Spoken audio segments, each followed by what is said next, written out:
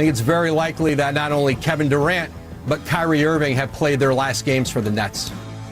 The second hour of KJ and Dondero on WEEI. Happy 4th weekend to you. If you're traveling around, maybe you travel safely, enjoy family, friends, fireworks, keeping all your fingers and limbs. You know how all that stuff goes. Don't jump into the water after 15 beers in the lake. Good advice. It might feel good. It might not end good. Usually not, no. And that's what's happened with Kevin Durant in Brooklyn. So the good news for the Celtics is, okay, because obviously where he ends up could be a factor. Yes. The good news is it appears that if you're going to acquire Kevin Durant, you have to give up a lot to get him. Right. So that could help the Celtics. I'm hoping he goes west. I'd like to see him go west. Infuse the West with new talent, new teams, new dynamics, and let the Warriors deal with all that. Right. Hopefully he doesn't go to Miami because I think they could find a way to give up not a situation where they'd absolutely gut their team. And if Durant's there, you'd have another score. Again, scoring was what Miami was lacking in that series. Just a bona fide get me a bucket score. Or help for Jimmy, because Jimmy Butler good as Butler was, he disappeared at times. It was shot making. They just didn't have that shot maker that was consistent enough. You get Kyrie, you get Durant, and all you're giving up is Tyler Hero. That's not an ideal situation from a Celtics perspective. If Kevin Durant goes to Toronto, I think that could be interesting, depending on who they give up. Because they're probably not going to give up, they could give up Scotty Barnes, who was the Rookie of the Year, but they're probably not going to give up. I don't think Durant's going to want himself in Toronto. I mean, what I love about Kevin Durant is he's a basketball guy first. Some of the social media stuff I think bothers him a little too much. Just say turn it off, or always you just take a screenshot of money on your bed as a reply, and that shuts people up. So it doesn't seem like there's any destination in the East. You can't see maybe in craziness. What if Milwaukee says, we'll give you Middleton, we'll give you Brook Lopez, we'll give you Bobby Portis. Do you bring in Kevin Durant as a 1-2 with Giannis? That's a damn nightmare. That's a damn nightmare, and I don't think that they would do that, though. Why not? Because 2 years ago, they won the NBA championship, and a lot of people think that if Chris Middleton was healthy, they would have beaten the Celtics, and I'm not so sure they're wrong. Right. Why would you disrupt all of that culture that you've created by gutting your team to bring in Kevin Durant? Because it's Kevin Durant. And because now Giannis can cover a couple of sins because you saw that in the playoffs. For them to go 7 games with a Celtics team like that, it just shows you the greatness of Giannis. Well, it shows you his ability to walk, but it shows you that he can almost carry a team on his back with those other guys. And you'd almost have to say, well, are those other guys really necessary? If we give you a bona fide co-star superstar, could Giannis and Kevin Durant really blow through the East because you'll have other role players that could play their roles very well on that team? That could be really tough. But I still don't know if that's a bona fide There's just more team. options in the West for Durant. Yeah, and I don't know why Milwaukee would do that. That doesn't feel like a Milwaukee-type move. I just don't see that happening. I get what you're saying. It doesn't feel like it's a Wisconsin thing. Well, just the Bucks, they've been more calculated in how they've added players. Like, I don't see them doing that. But sometimes it's a lot more difficult to win the championship and then get eliminated the next year. Like, it's one thing to go all in to win it, because usually what happens, and you've even seen this with the Warriors this year, Peyton II is gone, Tusco Anderson is gone. So when you win the championship, there are going to be people who are key players on your team that can get better deals other places. But when you're the defending champion, you're just like, this is who we're reloading with, and we believe we can get it done. And when you lose to the team that eventually becomes the team that gets to the NBA Finals, there's this now pit feeling like, hey, we weren't even in the Eastern Conference Finals, and we're the NBA champions. What do you do? Is Middleton as important to us as we think? Granted, he's injured, but we're now 2 years, we're going into a second year removed from him being part of that championship. No. If you can get a Kevin Durant to pair with Giannis, that would be a nightmare. So that would be the modern day Twin Towers, Ralph Sampson, Hakeem Olajuwon, where Houston just came out of nowhere. Of course, they just got absolutely laid on the floor by the Celtics in the finals, I think 84. If you could do that, yeah, I would do it. If I'm the Bucks, I'd do it, because you'd be replacing Middleton with Durant. Yes. And then you could replace, Brook Lopez offers you something, but you could find a way to replace what he offers you. And who was the other? Bobby Portis. Yeah. Again, you're giving up a lot of length, but you could find a 6'10" guy, I feel like, to replicate a little bit of what Portis does. It would be a risk. You're gutting the culture and the core of the team, but you're adding Kevin Durant. Right. And if you think, because the other question is, how long do you think Giannis has left? Obviously, he's only 27, 28. Right. But with the way he plays, you wouldn't, I mean, There's a lot of stress on the body. there's a lot of stress on the body, and that feels like the type of player who would be the first to deteriorate. Like the explosiveness, the quickness, the power, like all those things. To do everything. Feel like that's the first thing that goes. Yeah. So that would be a bad situation for the Celtics. Right. That's why you want him out west. You want him out west, and if you do get him in the East, you want the team that he goes to have to give up a lot, like one of their top guys.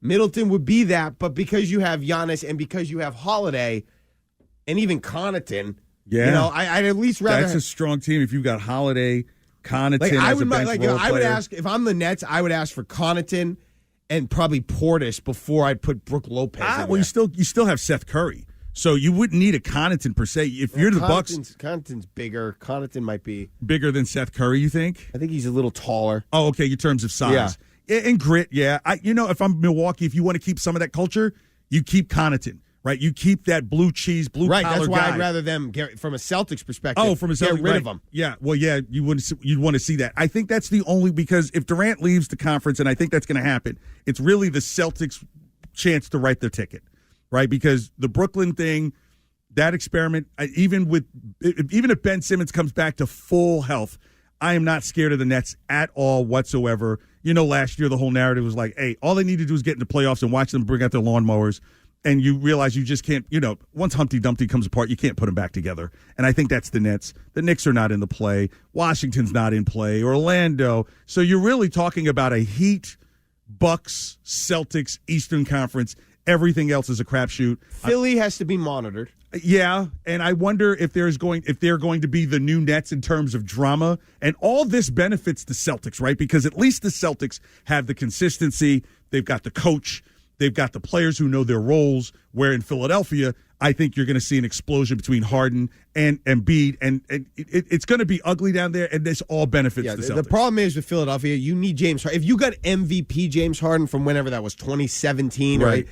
Then you're talking about something that needs to be accounted for. Right. I don't think you're going to get that. I think James Harden is on his way out. I don't think James Harden is the player that he was 4 or 5 years ago. Yeah. He'll still be fine. It's not...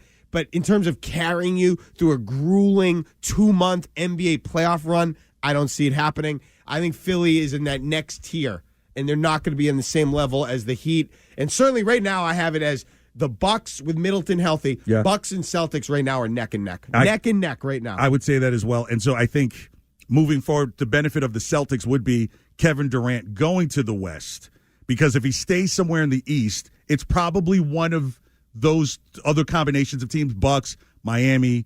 I can't see Philly. I couldn't see, because who would come back? It would be Harden, right? No. So you're saying that, okay, if Kevin Durant's out of the conference, then there's one less guy who can torch you for 27 a game, and now you're looking at a chance to be the number one. I think the Celtics end up as the number one seed in the conference. The way everything is constructed now, I think they're just a little bit better than Miami. I think the Bucks are still going to have to figure some things out, and that's what I said about with the scoring. They may have to address, if Middleton is not the old Middleton, then what do they do? So Kevin Durant, I don't blame him for getting out of Brooklyn. The guy loves to play ball. He's not about the drama. The whole Kyrie thing, I think, just rubbed him so wrong. Well, it's his own fault. He's the one that jumped into bed with. I don't feel bad for him at all. Well, not at all. I think Kevin was a bit sensitive about the talk about why he was in Golden State, and I think people get that narrative wrong a lot. Those guys in Golden State came to him. He didn't run to them. Well, whatever. He can't lead. But that does matter. He can't lead. Kevin Durant cannot lead. If he's the leader of the team is in a bad way. He can be the best player on a team that can win a championship. But in terms of leading the championship team and creating the culture for the championship team, he has not proven he can do that. Yeah, the schlep rock bad luck cloud that hangs over his head is the 3-1 lead out when he's Oklahoma City. and they end up losing to Golden State. That's the one that, And that's the one that you tag to him that he can't be a leader because he was the leader of that team. He was, but they probably weren't even going to beat LeBron if they made it to the finals. Oh, they would have given him a nice run. I think they were just in their head. And again, James Harden at the time was not the James Harden that is now. So wherever Kevin Durant goes, I don't think it's going to be an elite. It's going to have to be some type of co-pilot situation at 34, because if he's going to be the leader, it's going to be with a team that's a bad team that just got rid of its best asset. I don't think, even if he goes to Phoenix, I know they were a good team. They were 64 wins last year. I don't necessarily think that puts them in the finals, because you'd be gutting a lot of the core around Booker and Paul, and then you'd have to figure out a way to work with those guys. I mean, Booker is a scorer. Durant's a scorer. Paul can help, steer the ship, but you'd still have Golden State to deal with. Yeah. I don't know. Is Minnesota? I don't think Minnesota is ready to win a championship, but they've just spent all their cash. They could make some noise. They could be a problem for teams. Utah maybe. You don't in the know mix. what Dallas is going to do. I don't think Utah's in the mix anymore. Dallas could be in the mix, depending on what Memphis, they do. You said Memphis, right? I didn't say Memphis. Memphis is going to be a team, again, not ready to win a championship, but could create problems for a team like Phoenix. What if they're the wild card? Like, you're not going to give up Ja Morant, but you might give up a lot of pieces. And you have a lot of pieces on that Memphis team. But if you put Durant and Ja Morant together, I mean, that's already marketing right there. Durant and Ja Morant. Oh, that's Durant and Morant. Yeah, Durant and Morant. Listen, let me ask you this. Do you think, because there's been obviously teams that they've been putting out feelers, or right. He's interested in the what is it, the Heat and the Suns. Right. Do you think at the end of the day Kevin Durant goes to a predictable team? Or is it going to be a dark horse team, somebody we did not expect? You don't even have to tell me the team. I could see a dark horse because Kevin Durant is a basketball player, right? Okay. If you like a Kyrie, So you don't think the Heat, you don't think the Suns, you don't think the Lakers. No, the Lakers. Those would be my three teams that. So we can eliminate the Lakers because they just have no room unless they're talking about getting rid of Anthony Even Davis. throw in the Raptors. Raptors, a team that's not a dark horse because they've been in it, involved. I don't think so unless it's like a 1-year rental, like the Kawhi Leonard situation. Heat, and he's Raptors, Suns, Lakers. Any other team. So I guess those four. Those are four are the field. I could go with the field. Really? I could. Here's why. Very interesting. Because even though Phoenix is the talk right now, I think that Phoenix is trying to push Chris Paul to the Nets, and the Nets probably don't want Chris Paul, and Chris Paul probably doesn't want to go to the Nets. And because Devin Booker just signed his super max, he can't go. He's not going. He couldn't even never go. It wouldn't make any sense to make the trade if you were going to just ship out Booker and bring in Durant. Right. Right. I would think you would probably be losing long term if you gave up, right? Yeah. So it'll be very interesting how this all plays out with Durant, but if he gets out of the East, I will not shed a tear, Argentina. No, that's what you want. Yeah. I just Dallas. I don't know what they'd give up for him. Yeah, now that Brunson is signed with the Knicks. Obviously he's not going to be Houston. I can't imagine it'd be the Clippers. Like they've already got George and Leonard. Like I don't know. But they do have some pieces they could move. But keep them on in terms of that's a team that's a dark horse, right? If are the Warriors a dark horse? Would you give up Wiggins and Green? Poole? Wiggins There's and no Poole? way I give up Green. Wiggins and Poole and picks. They probably want Green to come back as well. They probably want Wiggins, Poole, and Green. There's no. I mean, I'm not. There's no way you give up Green at this point.